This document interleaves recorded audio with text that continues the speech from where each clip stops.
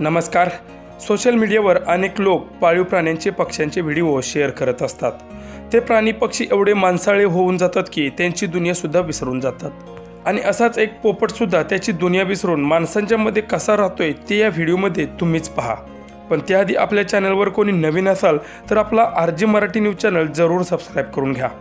असं म्हणतात की जेवढा जीव आपण प्राण्यांना पक्ष्यांना लावतो तेवढे ते पक्षी प्राणी आपल्या जवळ येतात, अगदी त्यांची दुनिया विसरून जातात. आता या व्हिडिओमध्ये तुम्ही पाहू शकता की या महिलेचं आणि या पोपटाचं नातं कसं आहे ते. या महिलेनं त्या पोपटाचं नाव देखील ठेवलं असून त्याचं नाव पप्पी आहे. ही महिला पप्पीला विचारते की तू कुठे चालली, इकडे ये. तर ती पप्पीही अगदी त्या महिलेजवळ येते आणि ओरडते. ती महिला पप्पीला जवळही घेते अगदी लाडाने.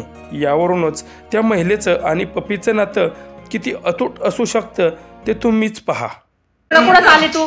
तिकडे चल या आली काली पण आलं. पप्पी आली कुठे गेलती मला सोडून जाते. हा